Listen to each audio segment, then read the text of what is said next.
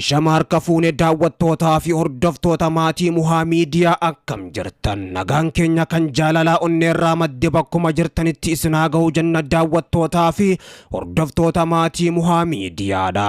Oduu keenya arraaf qabanne kan isinitti himu ana Muhaa Oromooti. Agaduma sagantaatti nu waliin turaan afeerraa keenya gamanumaan viidiyoo keenya like share gochuus hin dagatinaadha.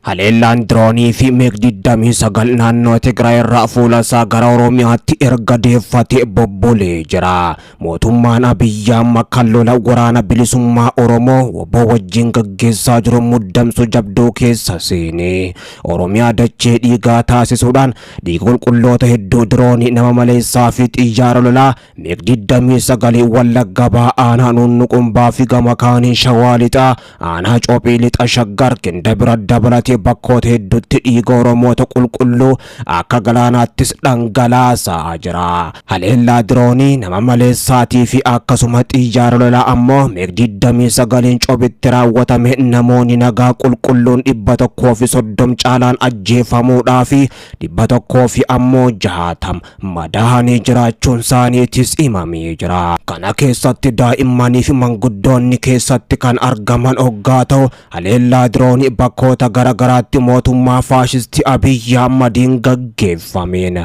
namoonni nagaa badii tokko malee 370 ol dhumuun isaaniitis baramee jira. Balalistoota xiyyaara meegdiddamii sagal Oromoota lafarraa fixaa jiran sadi keessaa inni tokko ammoo Leetanal Koloneel Salamoon Baqqaleedhaa kan jedhaman ta'uun isaaniitis beekamee jira. Haleellaan dirooniitii fi xiyyaaraa kanaan dura naannoo Tigraay bakkoota garaagaraatti gaggeeffamaa ture amma Oromiyaatti kan naanneeffate hoggaa ta'u Oromiyaa bakkoota hedduuttis lubbuu hedduu fi qabeenya ummataatis hedduu barbadeessee jira. Haleellaa xiyyaaraa nama maleeyyii kanaa fi gama kaaniin ammoo xiyyaara lolaa meegdiddamii sagaliin Oromiyaa keessatti gaggeeffamaa jiruun ummanni Oromoo qulqulluun badii tokko malee dhiigni isaanii dhangalaa akka jiruu fi mootummaan Abiyyi Ahmad muddamsu jabduu keessa erga seenee booddee ammoo haleellaa kanas fudhachuu itti fufee akka jiruutu himamee jira. Lola jabaa waraanni bilisummaa Oromoo WBO lixa Oromiyaa fi jiddu galeessa Oromiyaatti gaggeessaa jiruun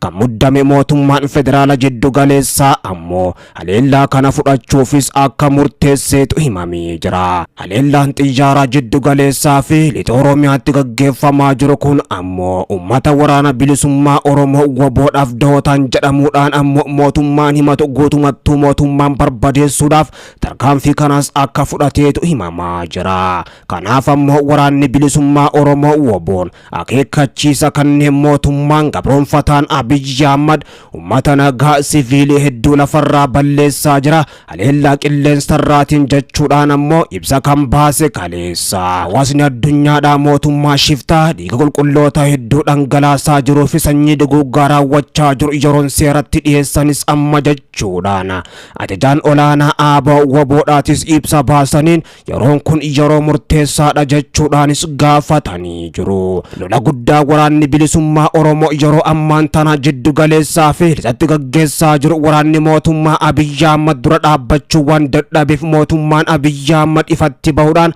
haleellaa qilleensarraa Oromiyaa keessatti gaggeessaa kan jiru hoggaa ta'u ammoo waraanni bilisummaa Oromoo WBOn gama isaatiin haleellaan kun kan namoota nagaa gubbatti xiyyeeffatee fi saba keenya Oromoo lafarraa balleessuudhaaf kaayyeeffate malee kan waraana bilisummaa Oromoo WBO haleeluudhaaf kaayyeeffatee miti jechuudhaanis beeksisee jira. Oromiyaa bakkoota garaagaraatti haleellaan wal fakkaatan qilleensarraan raawwatamaa yeroo jiru kanatti ammoo ajajaan waraana bilisummaa Oromoo waliigalaa Jeneraal Marroon gama isaaniitiin humni isaanii lola hadhaawaa humnoota mootummaatii wajjin gaggeessaa akka jiru himuudhaan yeroon ammaa kun murteessaa humni keenyas bakkoota murteessoo qabachaa jira jedhanii jiru. Hidhattoota waraana mootummaa Abiyyi Ahmadiin bobbaafamaniif waamicha godhaniin ajajaan waraana bilisummaa Oromoodha. Kanneen sabaan Oromoo taatan saba keessanittiin dhukaasinaa waraana bilisummaa Oromoottis harka laadhaa jechuudhaan waamichas dabarsanii jiru.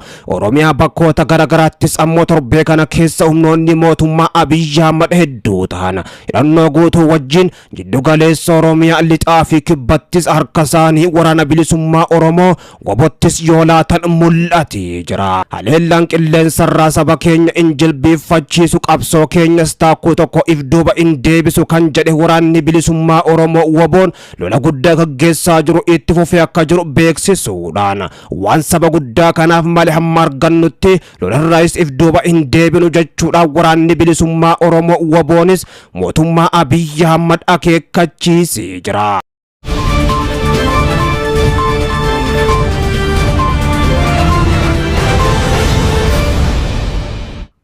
Bulchiinsi Abiyyi Ahmad humna qilleensaa fayyadamuudhaan yakka dogoggaa sanyii uummata Oromoo irratti raawwatu itti fufee jira jedha waraanni bilisummaa Oromoo ibsa baaseen. Abooboon ibsa baaseen guyyoota muraasa darban qofa ajjechaan jumlaa diroonii fi xiyyaarota waraanaa fayyadamuudhaan lixaa fi giddugala Oromiyaatti raawwatamu akkaan hammaatee jiraachuu himeeti jira.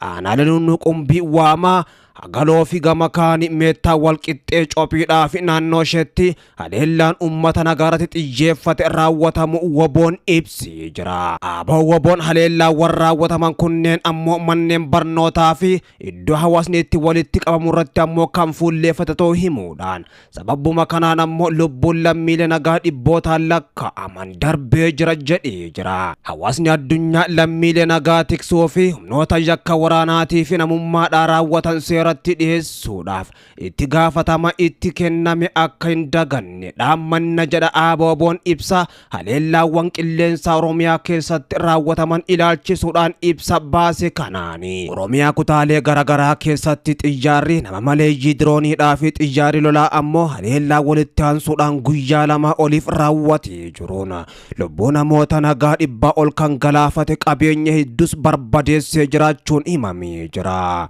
Waraanni bilisummaa Oromoo waboon gama isaatiin mootummaan Abiyyi Ahmad haleellaa diroonii nama maleeyyiitii fi xiyyaara MiG-29 jedhamu kanaan ammoo waraana bilisummaa Oromoo waboo irratti otoo hin taane uummattoota nagaa gubbatti xiyyeeffate uummata keenya lafarraa balleessaa jira jechuudhaan himatee jira. Mootummaan Abiyyi Ahmad kanarratti waa jechuu baatus ammoo haleellaa waraana bilisummaa Oromoo gubbatti raawwachaa jiraachuu kan hime dhiheenya kana. Kanuma ammoo sababeeffachuudhaan akka waan waraana bilisummaa Oromoo waboo xiyyaaraan haleelaa jirutti namoota nagaa dhibbaatamaan lakkaa'aman Oromiyaa keessatti lubbuu galaafatee qabeenya hedduus barbadeessee jira. Kan ammoo Oromoon biyya maraa gajjabeessee kan balaaleeffate paartiileen siyaasaa Oromoo ABO fi KFO'nis ammoo kana gajjabeessanii balaaleeffachuudhaan gochi sanyii duguggaa namoota nagaa gubbatti mootummaadhaan raawwataa jiru dhaabbachuu qaba jechuudhaan balaaleeffatanii jiru. Mootummaan Abiyyi Ahmad balaaleeffannaa kanaaf ammoo gurra kan hin laatin haleellaa qilleensarraa kan itti fufe namoonni nagaa ammoo qeessaanirraa kumaatamaan lakkaa'aman buqqaanii akka jiranis yeroo ammaan tana himamaa jira. Har'a Oromootti yoo bu'ani gatii guddaa nama kafalchiisa. Oromootti bu'uun gatii guddaa nama kafalchiisa. Hammataadha. Hammaataa miti. Hamataas miti. Hammatee of keessatti qabatee dachee isaarra kan saboonni biraa jiranis seera isaatiin buluu qabu. Heera isaatiin buluu qabu. Aadaa isaa, seenaa isaa tiksuu qabu. Sirna isaa tiksuu qabu. Gaaf achirraa maqe maquurra darbee immoo sabatti maqe gatii guddaa nama kafalchiisa. Sadarkaa sanarras jira waraanni bilisummaa Oromoo. Oromoo boosisanii callisanii magalanii hin taa'an. Oromoon immoo ofii boo'ee manatti galees hin taa'u. Qabsoon bilisummaa Oromoos asirra jira. Haala akkasii keessatti waan hedduu si ibsuu hin dandeenyetu jira asirratti. Waan hojjennu inuma hojjenna. Ammoo sareen inuma dutti gaalli tarkaanfii isaa hin dhiisu imala isaa inumatti fufa. Warri waraanni bilisummaa Oromoo ittisuu hin dandeenye jedhan saba Oromoo haa gaafatan. Oromoon amma mootummaa hin qabu. Mootummaan abbaa irree amma jiru saboota biraa waliin ta'eetudha. Mana Oromoo gubaa, saba Oromoo ajjeesa, saba Oromoo buqqisa. waraanni bilisummaa Oromoo maal hojjechaa jira? Ummatuma inni keessa jirutu beeka. Isa fagoo taa'ee yeroo afaan banu baqa qaalaa gaasaa keessaa mar'ummaan isaa argan hanga sanaatti tarsa'u sana miti dubbi.